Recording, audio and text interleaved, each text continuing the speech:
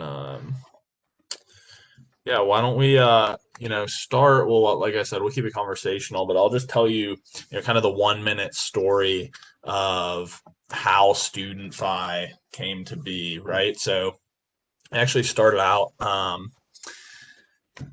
2 years ago. So I had just interned as a financial advisor. One of my buddies, Jordan, who co-founded the company, was working up on Wall Street actually, and he got his first loan repayment notice, right? And so everything went great. And then he calls me and he's like, "Hey, I got this payment every month. It's a lot of money. Like, what do I do?" And I was like, honestly, I don't really know, right? And it kind of sucks because I was like the finance guy of my, friend group and everything, but I just didn't know what to tell him. And then a few weeks later, actually, another friend of ours came to us and said, "Hey, I just missed my first loan repayment. Like, what do I do?"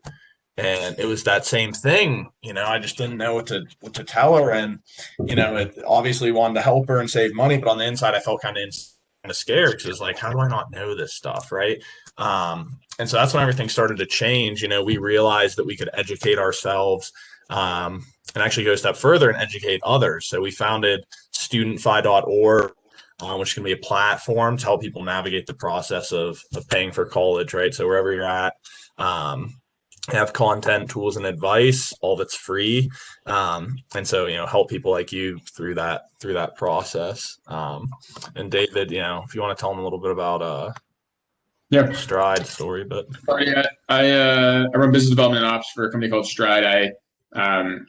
Similar to Jackson, I got passionate about this space while I was a student. I was a law student taking out a ton of student debt to be in law school and realized that there weren't that many good options for students who didn't have family wealth or a family member who could co-sign for a lending product and fund their education. The school was increasingly more expensive, and then I was going to spend a lot of time out of the workforce investing in my education with no real guarantee that I'd be successful. And so I learned about this product called income share agreements, which is what our company Stride does as an alternative to traditional student loans. And thought it was fascinating. So I spent the last 5 years of my life working on ISAs. Our company Stride focuses on trying to serve students who are within 2 years of graduation, pursuing a bachelor's or master's degree, and probably already have federal loans and are looking for something that protects their downside and gives them a flexible repayment option so that they don't make any payments if they're not working after school. And so that's how I got into the space. Was similar to Jackson as a student who thought the system was a bit broken, and so we're hoping to tell you a bit about kind of what we do at Stride and all kinds of other funding options. I think ultimately our feeling is an ISA, what we offer is not right for everybody, and a loan is not right for everybody. And we actually, at the end of the day, are totally happy for you to choose whichever is best for you, but want students to have the most information in front of them so that they can choose the one that's best for them. So I think that's what we'll try to lay out for you today. sweet. Yeah, thanks, David. And Gardy, we're not gonna jump into a PowerPoint here because I personally hate those. But I am gonna share my screen for a little bit time to time, just it makes it easier to kind of follow along. So let me share that tab here. David, can you guys see my screen with that? It's still coming. Yeah, there we go. Okay, great. So slideshow. So okay. So, all right, we already know that what today's info session, what we're doing, learn how to pay for the semester without student loans. But this is what I wanted to share with you, just because again, I like to have that to kind of follow along. So, these are the steps we kind of recommend through everyone is that system to pay for the semester, pay for college, right? So, number one, free money. What does that mean? Well, that's going to be things like scholarships and grants, right? Because that's money, right? You don't have to pay it back.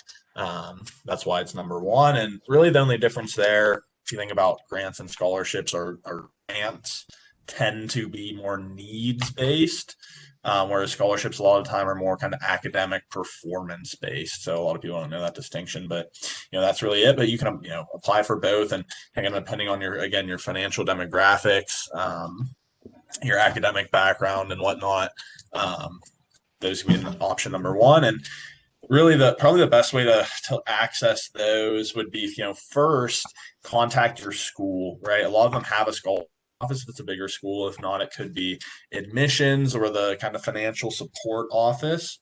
Um, and they're going to help you maybe access some of those that you wouldn't know about otherwise. And then if you go ahead and Google search scholarships database, something like that, or Scully, there's a few of those, and I think Stride might even, I don't know, David, you guys might have something on that, some resources too. Yeah, we have a scholarship database on our own if you go to stridefunding.com.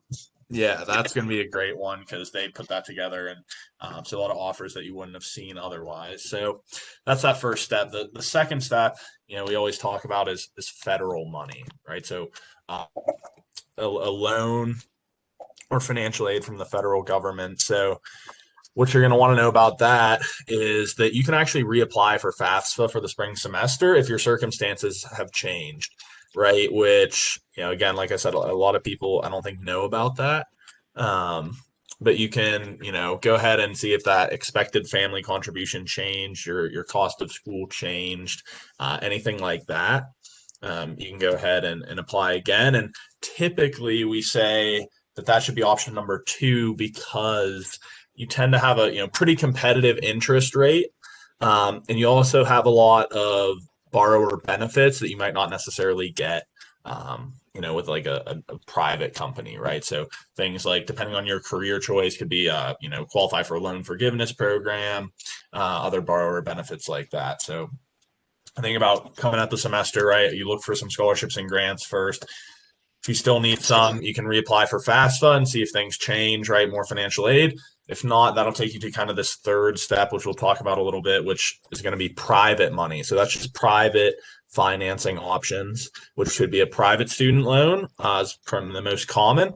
But like we talked about, right, for signing up for the info session, what we like to talk about a lot are alternatives to student loans, right? Because that's one of the biggest reasons we started this company, is to end the student debt sentence, right? So again, the basics, private student loans, kind of what it is, right? You borrow the money, fixed interest rate, whatever. Jumping into some of the alternatives to student loans, right? So a lot of these, again, are things that people don't know about. I touched on grants and scholarships. Group discount student loans. The reason I mentioned that, so one of our partners we work with does that. And again, it's still a student loan, but they kind of pull together groups of borrowers to negotiate lower interest rates. So it's kind of, not the traditional option. Then we like tell people about peer-to-peer and crowdfunding. Those are a lot less common, but those are ways that we have found case studies where students say they have, $100,000 in debt and they start a campaign on a crowdfunding platform, right? And they can actually get a lot of that paid down when they share their story and people want to help them out. But again, that's, not as realistic or, not as common for a lot of people. So that takes us to this last option, which, David will talk a little bit more about, which is an educational investment, which in the basic sense, and Dave will talk more about this, is going to be, if you think about a loan, right? I get $100 and I have to pay back at a fixed interest rate. An educational investment is a lot more like buying a stock in a company, right? Where you're putting money in, but to invest in the future, right? So as a student, right, they're investing in you for share of potential future income, as opposed to just saying, hey, you got to pay us back, $100,000 in debt no matter what. So again, that's how I like to think about it. So I'm a business background, but again, David, he can jump on, share a little, and of course, David, just tell me, when you want me to change the slides here. But yeah, the only thing I would say is, this is perfect. So this is our version of the same view. I would emphasize what Jackson said of, we think it's essential that you take things that are free first, right? Take scholarships and grants first. Those actually reduce your actual cost. After that, I think, it wasn't exactly on Jackson's page, but I do think, and you can put, his crowdfunding suggestion or something like that doesn't have a repayment, but is instead, aggregating as many dollars as you can, whether from savings or family or other interested parties, to actually reduce what you need to, in any respect, borrow from somebody else, is the best thing you can do, right? So you bring that cost down, that takes the gray block off the top. After that, I think one thing that's important to note is, there are federal direct loans and they are subsidized loans. And, for a very small portion of students, you can get, potentially a better deal in the private market than that. But right now, federal loan rates are at 4.3%. They've got other protections and features like not accruing interest while you're in school, that are really attractive. And I think, if somebody's telling you in the private market that they can do that, they might be able to. You got to really look fancy though, because it's very few and far between, and it's in very rare circumstances. So after that, we always recommend students take out, direct loans. And then after that, you might have, some more money that you need. I need another $5,000, $15,000, whatever it might be, to get you through the school year. And that's where you turn to these private market options. The only thing I would, slightly nuanced from what Jackson said earlier is the group discounts are a good idea. There's a few partner players out there who focus on them, but they're discounts usually on a loan product. And so Yes. they're not discounts on the actual tuition cost. And so at the end of the day, any borrowing product of any kind, a loan, whether that's an unsubsidized federal loan, like a PLUS loan, an ISA, or a private loan from SoFi, Sally Mae, whoever, all of those are things that have, some terms on the back end where you have to make payments. So I think at that point, that's the bucket of, things that you're considering when it comes to funding those last dollars. And, maybe the gray block at the top and the dark blue block get you far enough and you don't need any of that. But if you do, I think what we try to think about is, when you're comparing against those three options in the middle, you're thinking about how much is this going to cost me in total? How much is it going to cost me each month? And can I afford that in the future? How long am I going to be making payments for? What flexibility do I get? And is this player just, looking to give me money now and take more money from me later? Or are they actually giving me any services or any other benefit that, maybe helps me be more successful? And I think that's where we try to really differentiate. But yeah, Jackson, if you could jump to the next slide, I can explain a little bit more about how ISAs work. Yeah. So I think, the thing that we want to frame up is if you have any background around how loans work, loans are, you borrow an amount of money, let's just call it $10,000 now, and you pay that back for a, 10 or 20-year term at maybe 8 or 9% interest rate. And that means you got the same monthly payment each month. And over that whole period of time, you'll pay back much more than $10,000. And you'll get very minimal flexibility in terms of, was I employed during that month? Oh, well, I still have to pay, right? And if I was unemployed or underemployed, I still had to make payments. And so if it's a low cost of interest, that's fine. That interest rate is the kind of cost of borrowing, but you will have to pay that down over time at that interest rate. Period. Hard stop. Otherwise, you'll have a bad credit event. I think what we've realized and what I realized when I was in law school is that students are going, the job market's uncertain. COVID taught us that. I could be a great student, graduate with top honors, and if I graduate into the middle of COVID, it might take me a while to go find a job, right? And so I need something that gives me a little bit of flexibility. And so what we've come up with is a product called an income share agreement, where we would instead give you that $10,000 up front to fund your tuition or fees, whatever it might be.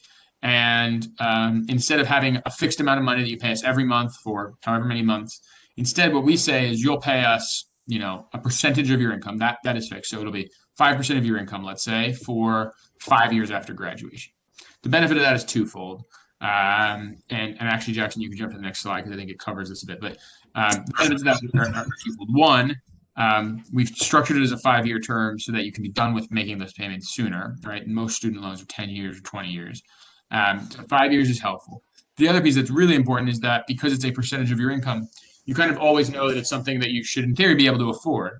Because if your income goes up, it's still 5%. If your income comes down, it's 5%, which means that the actual amount that you owe is less. And so ultimately what that also means is that the total amount of money you'll pay us back at the end is not fixed either, right? So for us, if you were, very low earning for all 5 years after graduation, then candidly, it's unlikely that you'd be able to pay us back the full $10,000 we gave you, because 5% for 5 years of a very low salary is unlikely to get there. Conversely, if you make a bunch more money than you expect and we expect, then we might actually make more. You might pay us more than you do with a loan. But I think that's part of the kind of incentive alignment that we want to structure. We also have some protections in place to say that if you're wildly successful, you'll never pay over a certain cap, even if you become Mark Zuckerberg, which we would love. And if you don't have to be making zero to pay us zero. So any month that you make below basically an annualized equivalent of $30,000. So $2,500 a month. If after graduation you're making less than $2,500 a month for any reason, you just get deferred. You don't have to pay that month. You just pay it later. And that's, I think, a really nice feature that says, we recognize that life happens. we're aligned in this with you. And so, we're going to provide some downside protection. So that's how an ISA works. Before I go further, are there any questions I can answer on that?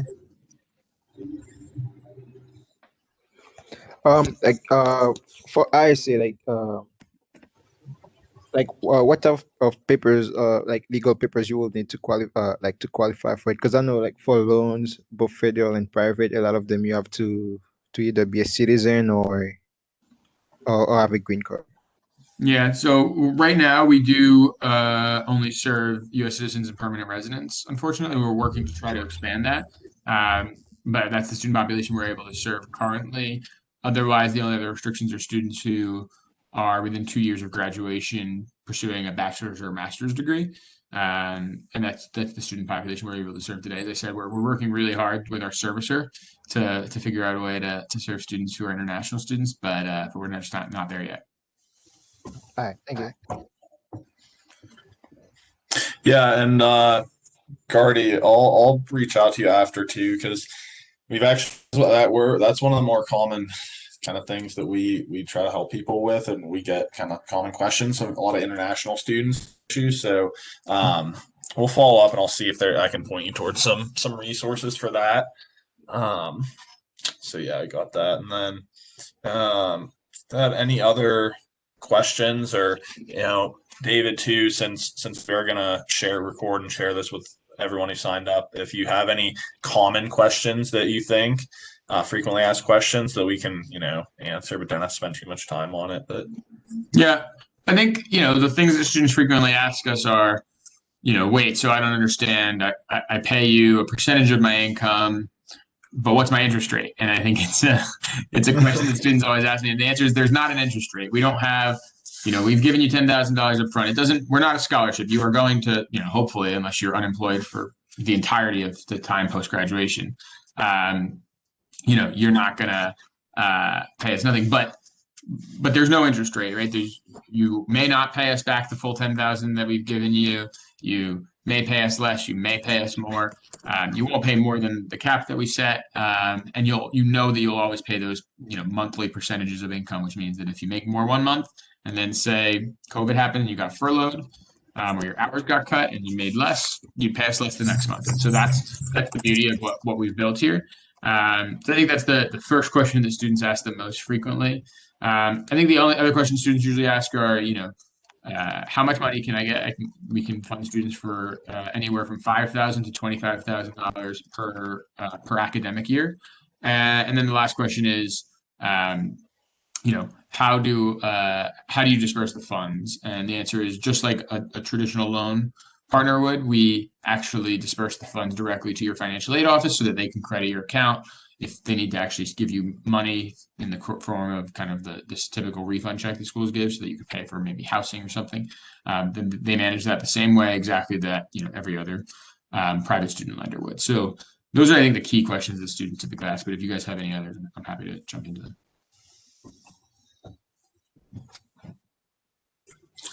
Cool. All right. Well, yeah, to kind of wrap up, David, I was thinking maybe if you could share, a short kind of story or something of a, customer success, or even something that shows kind of Stride's values or mission as a company, that'd be great. And then, we can kind of wrap up. Yeah. So I think, as I said, I got into this as a student myself. Our view is that unlike private student lenders, we have an incentive, right? We will make more money and feel better about ourselves at night if we help students get better jobs and make more money and go on to live the fruitful kind of successful careers that they want. So with that in mind, we offer a ton of career support in a way that private student lenders don't. We have an entire career support resources tools that give you discounted or free tutoring services, exam prep tools, interview prep resources, LinkedIn resume and cover letter scans, all kinds of things that are aimed at helping you kind of take your degree and take it from classroom knowledge to workforce knowledge. And with that in mind, there's a couple of students that come to mind that we've worked with. One who was interested in finance, and our CEO had previously been in a number of meaningful roles in finance, and we actually put him directly in touch with our CEO so that she could coach him on how to prep for these interviews that he went through. And fortunately, thanks to her help, and him just, working hard. He managed to get an awesome internship at a bank in New York and is now going there after school and is absolutely thrilled. We have tons of nurses who come to us, which obviously given COVID is something that we, feel all the more grateful for what they do, who come to us and said, this is my second degree. I'm, second post-bac, right? It's my second bachelor's degree.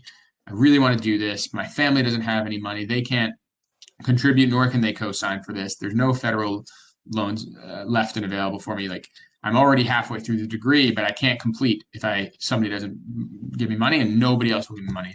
And that's where our focus on how much are you going to go on to earn, like what degree program are you pursuing, and what investment are you making in yourself, is actually really differentiated, because that allows us to say, actually, we see an opportunity here for you, and you are exactly the student that we want to serve. And so we funded, I think, dozens of those students in the last few months, which, again, given what's going on nationally and globally with COVID, is something that's pretty inspiring. So we pride ourselves on being able to fund more students who have less access to typical financial products, and being able to offer them better tools and services through the career success team to get the best career outcomes possible. And I think that's really how we differentiate and show we care. Great.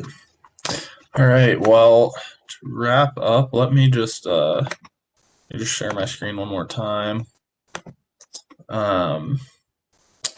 There we go.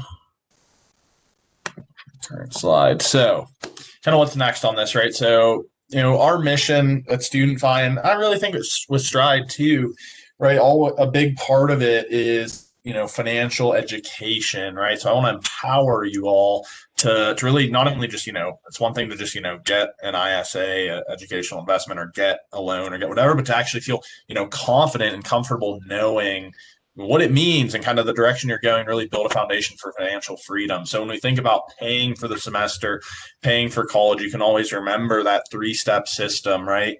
Free money first. So how can I apply for scholarships and grants? Search some databases, contact my university, look for free money. Number 2, right then, and again, David had some adjustment on this, but I think largely similar, right? You can look at the government options, right? So filling out your FAFSA every year, even if you don't think you need it. Again, most people don't know you can reapply for FAFSA if your circumstances have changed in the spring, right? So looking for that government financial aid, potentially government loan, especially if it's subsidized, typically going to be, not always, but typically going to be your best rate and a lot of those borrower benefits. Then that third option, again, for whatever's left over, private options. So you can investigate private student loans, right? Typically slightly higher interest rate, not as many benefits, but still an option. And then these alternatives to student loans. And we touched on a few of them, right? But probably the most kind of feasible and most commonly used one for most students and families is going to be this educational investment that David talked about. So with all that being said, right, today we kind of worked with David and the team at Stride to put together a custom invitation for you guys, right? So very easy online application. It takes, I think, less than 10 minutes. That's probably generous. And you can reach out to me and my team at support@studentfi.org, kind of walk you through, answer any questions, right? But if you qualify today, right, go ahead and apply today. We're gonna, like I said, we'll be here to offer you support from the StudentFi team, which, for some of you who are younger, you probably don't know yet, but I worked as a financial advisor before as an intern, and, that's hundreds of dollars per hour, right? College admissions coaches usually, 50, 60 an hour, right? So you're going to get the support from us to answer questions, these things for free. So we really encourage you to take advantage of that. You're also going to get these benefits from Stride that David talked about, right? So said they'll offer those professional resources, support, networking. So they want to see you do well if they do invest in your education. Like I said, application's less than 10 minutes. And then, like David said too, anyone, even if you just signed up for this webinar and you're just viewing, right, the recording, same thing. You'll have a chance to win an Amazon gift card raffle and also some Stride gear potentially. So again, and apply, and this is, like I said, probably the best way to pay for college without a traditional student loan. So Dave, if there's anything you want to add, feel free. But your custom application, custom link is hyperlinked there, and I'll also send that link out, of course, in the messages and via email as well. Perfect. It's been a pleasure, guys. If you have any questions, you can totally feel free to reach out to me. I'm just David at stridefunding.com, or anybody on our team there, and we'll look forward to working with you guys.